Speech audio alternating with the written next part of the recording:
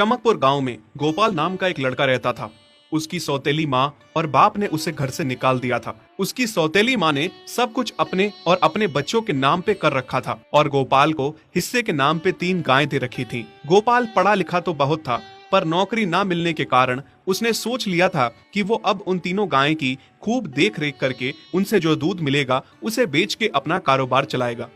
अब मैं बिल्कुल अकेला हो गया हूँ। गौ माता, तुम तीनों के अलावा मेरा अब कोई भी नहीं है। बस मेरा घर चलाने के लिए तुम तीनों को मेरी मदद करनी होगी। तीनों गायें बहुत ही हट्टी कट्टी और जवान थीं और रिश्ते में भी एक दूसरे की बहनें लगती थीं। चंपा, चमेली और मैना। मैना सबसे बड़ी और समझदार गाय थी।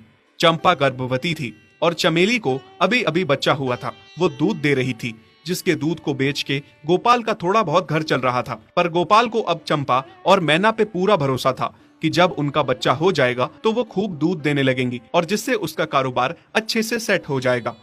देखा चमेली बहन, हमारे मालिक को कितनी उम्मीदें हैं हम तीनों से। हाँ चंपा, सुना मैंने, मालिक ने हमसे कितनी सारी उम्मीदें लगा रखी हैं। और उम्मीद रखे भी क्यों ना, कितना समय खर्च करते हैं मालिक हम पे और कितनी सेवा करते हैं हमारी, कितना खिलाते पिलाते हैं हमें। और फिर हम मालिक की उम्मीदों पे खरा ना उतरेंगी तो धिक्कार है हमारी जिंदगी पर। सही कह रही हो बहन तुम। चलो हम तो मालिक के लिए कुछ ना कुछ कर ही लेंगे। तुमने बच्चा दे दिया है, दूध भी दे रही हो, मैं भी गर्भवती हूँ। थोड़े दिनों में मैं भी बच्चे को जन्म दे दूंगी, फिर दूध भी देने लगूंगी। लेकिन इस मैना दीदी को देखो, हम दोनों से बड़ी हैं, एक बार भी बच्चा ना दे पाई आज तक। क्या इसका फर्ज नहीं बनता मालिक के लिए कुछ? ये तो बड़ी हैं, हमसे ज्यादा इसको मालिक के लिए करना चाहिए था, लेकिन हम छोटी होकर इतना सोच रहे हैं। तुम दोनों ऐसा क्यों कह रही हो?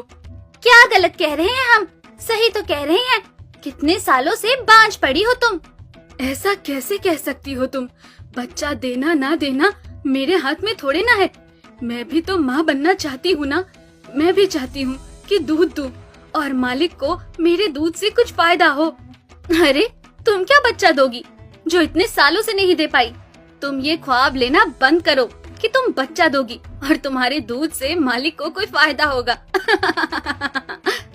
दोनों छोटी बहनें बड़ी बहन मैना की बेबसी का मजाक उड़ाती हैं और उस पे हंसती हैं। इस बात से मैना बहुत दुखी होती है और रोती है कि उसी की बहनें उसको दिलासा देने की बजाय उसे ताने मार रही हैं, उसका मजाक उड़ा रही हैं। फिर एक दिन गोपाल का पड़ोसी उससे कहता है, अरे गोपाल, तुम्हारी 2 गायें तो ठीक है, एक गाय का क्या है? उससे तुम्हें कोई फायदा नहीं है, बेच क्यों नहीं देते उसे? अरे नहीं नहीं भाई साहब, बेचना क्यों उसे? अभी बच्चा